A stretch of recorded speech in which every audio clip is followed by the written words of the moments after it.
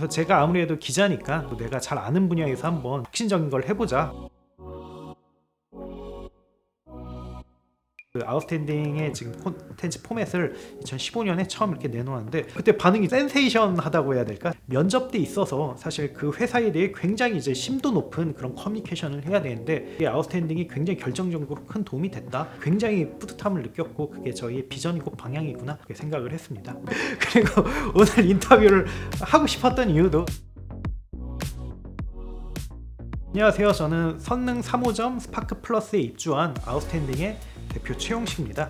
제 소개를 간단히 드리자면 2010년부터 15년까지 경제지에서 기자 활동을 했었고요. 그러다가 개인적으로 만난 취재원이라든지 창업자분들의 도움을 받고 언론에서도 이제 혁신적인 그런 서비스가 나올 수도 있지 않을까 그런 생각을 하고 아웃스탠딩을 만들었습니다. 저 아까 봤는데 굉장히 좀 고민했었는데 굳이 하자면 최고 IT지라고 이렇게 얘기하고 싶네요. 아웃스탠딩 같은 경우는 콘텐츠에 있어서 좀 자신이 있어요. 다른 매체나 아니면 경제지 같은 경우는 거의 매일 기자들이 발제를 하고 기사 쓰는데 저희는 기자들이 한 달에 한 대여섯 번 정도 다른 매체 기자들보다 훨씬 더 적은 그런 기사를 쓰고 있어요. 그 말이 이제 무슨 의미냐면 기사 하나하나 쓰는데 굉장한 공과 심혈을 기울이고 있다는 점이거든요. 그래서 이런 점에서 확실히 좀 다른 미디어보다 퀄리티상 위에 있다. 또 저희가 이제 비즈니스 모델 자체가 이제 유료이기 때문에 구매 욕구라든지 아니면 소비 니즈라든지 좀 정보에 대한 거 말이죠. 그래서 그런 게 어느 정도 있는 분들 대상으로 하고 있기 때문에 좀 기자가 열심히 기사를 쓰지 않으면 스스로 굉장히 좀 아쉬움을 많이 남길 수 있는 그런 상황이라서 그런 점도 좀 다른 미디어하고 좀 다른 점인 것 같고요. 또 마지막으로는 스타트업만 한 6년 정도 이렇게 이제 취재한 미디어이기 때문에 취재 네트워크라든지 전문성이라든지 정보의 유입이라든지 이런 게 일반 좀 제너럴한 분야를 다루는 경제지 일간지보다 좀 더 깊다 그렇게 볼 수가 있습니다. 제가 그 한 4년 정도 5년 정도 계속 IT만 취재를 했었는데 굉장히 운 좋게도 모바일 나오고 나서 발전 기간을 다 볼 수가 있었어요. 그래서 그때 쿠팡이라든지 이제 카카오라든지 지금 모두가 다 알만한 회사들의 초기를 다 볼 수가 있었는데 그때 좀 굉장한 영감을 받고 나도 뭔가 할 수 있지 않을까 그렇게 좀 생각을 했고요. 그래서 제가 아무래도 기자니까 그래도 내가 잘 아는 분야에서 한번 좀 뭔가 혁신적인 걸 해보자 라고 해서 그분들로부터 배웠던 인사이트라든지 아니면 흔히 말하는 이제 스타트업 방법론이라고 하잖아요. 그걸 한번 언론 쪽에 좀 적용을 해보자 그런 마음으로 아웃스탠딩을 만들게 됐습니다. 근데 아이템 선정하는 게 굉장히 어려운데요. 크게 좀 두 가지 방식을 차용하고 있어요. 첫 번째는 아무래도 제가 좀 경력이 좀 있기 때문에 제 취재 네트워크라든지 혹은 또 이제 저희랑 같이 협업하는 파트너라든지 외고자분들의 추천을 통해서 그걸 발제를 하기도 하고요. 그걸 이제 좀 저희 동료 기자들에게 좀 나누는 거죠. 또 기자들 각각이 다 어느 정도 역량이 있고 다 전문성이 있는데 그분들이 올려서 이렇게 그 발제를 하는 경우도 있어요. 그래서 보통 기자들마다 한 1, 20개 정도 아이템 정도를 이렇게 쌓아두고 있는데 그 중에서 이제 가장 좋은 게 뭔가 내부 경쟁이라고 해야 될까요? 혹은 아이템 간의 이제 밸류를 잘 측정해가지고 거기서 이제 가장 괜찮은 것만 다루기 때문에 그래서 좀 자신 있게 말씀드릴 수 있는 건 아웃스탠딩의 콘텐츠는 굉장히 많은 필터링이 돼서 나오는 거다라고 이렇게 말씀드리고 싶습니다.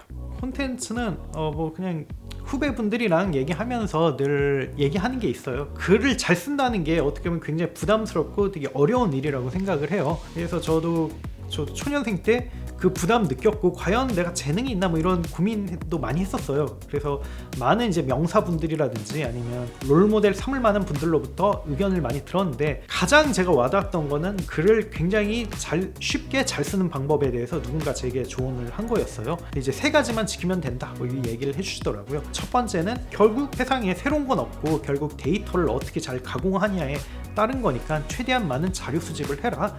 그리고 이들을 잘 배치할 수 있도록 글의 구성을 잘 짜라. 그리고 글을 쓸 때 문장 하나하나 올바른 표현을 써라. 이 세 가지를 좀 이야기를 해주시더라고요. 그래서 그게 개인적으로 저는 가장 도움이 됐어요. 왜냐하면 글을 잘 쓰려면 엄청난 영감이 있어야 될 것 같고 엄청난 재능이 있어야 될 것 같고 굉장히 기발한 상상을 해야 될 것 같고 이런 식으로 생각하기가 쉬운데 정말 심플하게 자료 수집 잘하고 구성 잘하고 그다음에 올바른 표현 써라 이 세 개가 너무 심플하잖아요. 그래서 이게 개인적으로 굉장히 큰 도움이 됐는데 이것도 공유할 수 있다면 공유하고 싶습니다. 굉장히 많은데요. 예. 되게 잘 된 건 참 몇십만 뷰까지 나오는 게 많은데 정말 이제 독자의 니즈를 이제 시의적절하게 잘 캐치한 그런 콘텐츠가 좀 잘 됐어요. 뭐 예를 들면 한때 이제 소프트뱅크가 이제 우리나라의 투자 쪽에서 굉장히 떠오를 때 그걸 좀 잘 캐치해서 그거에 대해 깊게 잘 취재해서 쓴 콘텐츠라든지, AOMG라는 힙합 레이블의 박재범, 사람들이 흔히 말하면 그 사람을 이제 연예인으로만 생각을 하는데 기업가로서의 그런 면모를 좀 이렇게 조명을 한다든지, 이용자들이라든지 이제 유저들의 시적절하게 그분들이 원하는 걸 잘 캐치한 콘텐츠, 그게 이제 제일 잘 됐던 것 같습니다. 아웃스탠딩 초기는 굉장히 좀 미약했고요. 전 직장에서 같이 다니던 후배를 잘 설득을 해가지고 우리 스타트업만 취재하지 말고 한번 언론을 아이템으로 스타트업 만들어보자, 뭐 이렇게 좀 패기 있게 그렇게 설득을 했고요. 다행히 이제 그 친구가 넘어와줘가지고 같이 만들게 됐습니다. 그게 이제 2015년이었고요. 당시 제 개인적인 고민은 늘 뉴스를 만들면서 느꼈던 건데, 사실은 좀 뭐랄까 천편일률적이다 이런 느낌이 받았어요. 매체 제호 빼면 딱히 이제 뉴스를 구분하기도 어렵고 그런 아쉬움이 있었는데, 좀 색다르게 써보자. 가장 많이 봤던 게 이제 블로그라든지 커뮤니티였어요. 그래서 이제 블로그나 커뮤니티 보면 뭐 이모티콘도 들어가고 이제 여백의 미도 굉장히 잘 살리고 있고, 그리고 이미지도 굉장히 많이 들어가잖아요. 그래서 모바일에 딱 이렇게 읽어보기에 굉장히 시작화됐는데, 왜 언론은 그렇게 하지 않을까? 왜 언론은 이제 100년 동안 이제 스트레이트 체라고 해가지고 왜 정형화된 콘텐츠 포맷만 지금 쓰고 있나? 그래서 아쉬움이 굉장히 컸어요.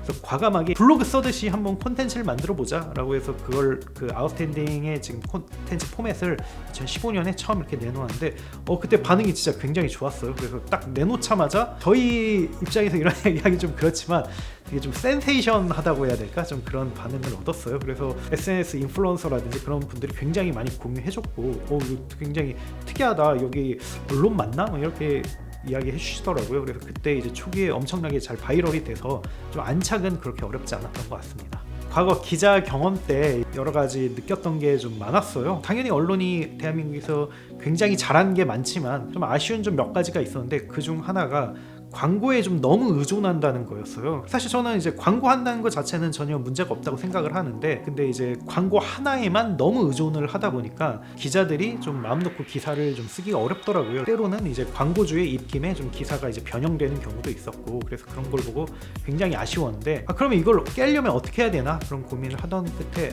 그러면 이용자로부터 직접 돈을 받자. 그러면 이용자 외에는 눈치를 보지 않아도 되니까, 그때만 하더라도 사실은 이제 유료 뉴스라는 개념이 거의 없었을 시점이었는데, 과감하게 이제 2016년에 유료화를 했고 지금까지 계속해서 잘 이제 그 서비스 모델을 고도화시키고 있습니다. 일단은 1대1로 나뉘어요. 그래서 5년차 미만 주니어분들이 33%, 그 다음에 이제 5년차 이상 시니어분들이 33%, 이제 대표님이나 이제 임원분들이 33%, 이렇게 1대1 비율을 나누고 있고요. 그리고 직군별로는 한 10개 정도로 이렇게 조사를 해봤는데 거의 균등하게 나왔습니다. 아무래도 이제 독자분들이 만족하냐 만족하지 않냐, 이게 저희가 가장 중요하게 보는 지표인데, 보통 리텐션이라고 이야기를 하잖아요. 그래서 저희가 한 번 구독을 마치고 이제 두 번째 구독을 이어나갈 때 그 비율이 이제 90%가 넘어요. 그런 걸 봤을 때는 다행히도 좀 독자분들이 저희 신뢰하고 있구나, 그렇게 생각을 하고요. 굉장히 어렵고요. 기자들은 기본적으로 크리에이터에 가깝고, 그리고 자존심을 먹고 사는 분들이라고 생각을 해요. 그래서 그 패기라든지 열정이라든지 주관이 굉장히 되게 강하고 뚜렷하거든요.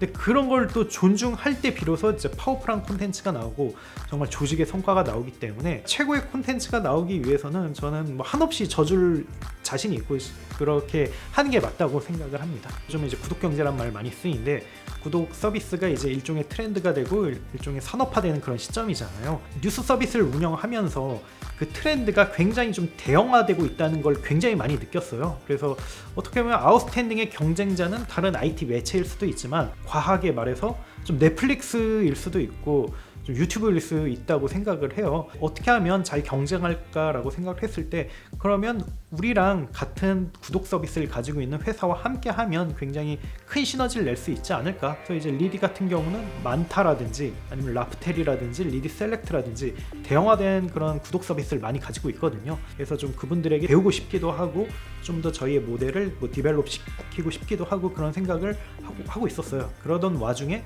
어쩌다 이렇게 인연이 돼서 그에 대해서 논의를 하게 됐거든요. 굉장히 서로 잘 핏이 맞다는 컨센서스를 확인하게 됐고, 그래서 일사천리로 딜이 진행돼서 2018년 12월에 이렇게 M&A가 됐습니다. 사실 저는 커리어 보호와 커리어 성장 때문이라고 생각을 해요. 요즘 이제 기술 트렌드가 굉장히 빠르면서 굉장히 많은 것들이 나오고 있잖아요. 뭐 요즘만 하더라도 뭐 메타버스라든지 NFT라든지 이런 이제 신문물들이 계속 나오고 있는데, 그걸 이제 가장 쉽고 재밌게 익힐 수 있는 게 전 아웃스탠딩이라고 생각을 해요. 그래서 이렇게 이제 고급 정보와 이제 좋은 인사이트를 흡수를 하면 이제 나중에 커리어 위업이라든지 아니면 커리어 한 단계 점프할 때 굉장히 유용하게 쓰일 수 있다고 생각을 하거든요. 그래서 실제로 시니어분들이 많이 해준 이야기가, 면접 때 있어서 사실 그 회사에 대해 굉장히 이제 심도 높은 그런 커뮤니케이션을 해야 되는데, 그게 아웃스탠딩이 굉장히 결정적으로 큰 도움이 됐다. 그래서 사실 뭐 커뮤니티라든지 IT 전문지 많지만 분량이라든지 깊이 측면에서 좀 아쉬움이 있을 수밖에 없는데, 좀 아웃스탠딩은 그런 걸 잘 해소해준다, 이런 이야기를 해주시더라고요.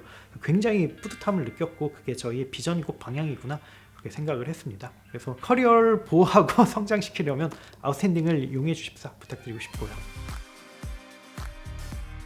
최고 오피스? 아니, 정말 다른 건 모르고 요즘 뭐 가성비와 가심비의 시대라고 얘기하는데, 가성비 가심비 둘 다 전 진짜 다 좋다고 생각을 합니다. 꼭 추천드리고 싶고 이용했으면 좋겠습니다. 저희는 사실은 2015년 창업할 때부터 공유 오피스를 쭉 썼어요, 지금까지. 그 이유가 사실은 이제 적은 인력으로는 사실 뭐 청소를 한다든지 비품 구매를 한다든지 이런 자잘한 일을 하기가 좀 어렵거든요. 순수하게 업무에 집중해야 되기 때문에. 그래서 이제 공유 오피스를 썼고요. 그리고 또 이제 일반 사무실을 쓰면 출퇴근이라든지 이런 게, 그리고 이제 난방이라든지 이런 게 좀 어렵더라고요, 이렇게 조절하는 게. 근데 공유 오피스 같은 경우는 뭐 다 그런 건 아니지만 대부분이 다 24시간 열려 있고 난방이 다 되어 있기 때문에 일에만 좀 집중하기 굉장히 좋은 환경이더라고요. 그래서 2015년부터 지금까지 계속 공유 오피스를 쓰고 있습니다. 가장 좋아하기 때문이고요. 그리고 오늘 인터뷰를 하고 싶었던 이유도 스파크 플러스의 이제 매력을 정말 대신 어필해주고 싶더라고요. 스파크 플러스의 가장 큰 강점은 정말 일하기에 너무 좋아요. 대놓고 이제 얘기하기는 어렵지만 경쟁 뭐 업체 같은 경우는 굉장히 이제 시설은 좋지만 사실은 뭐 난방이 이제 딱 일정 시간에만 된다든지, 아니면 좀 출입증을 굉장히 많은 곳에 찍어야 된다든지, 아니면 본사 정책에 따라 좀 한국 시장에 안 맞는 좀 그런 액션을 하기도 하더라고요. 근데 지금 이 시점에서는 최애 공유 오피스를 꼽으라면 정말 일하기 딱 좋은 스파크 플러스를 꼽고 싶습니다. 그리고 무엇보다도 이제 매니저분들이 어려운 점이나 고충이 있을 때 정말 바로바로 처리해 주시거든요.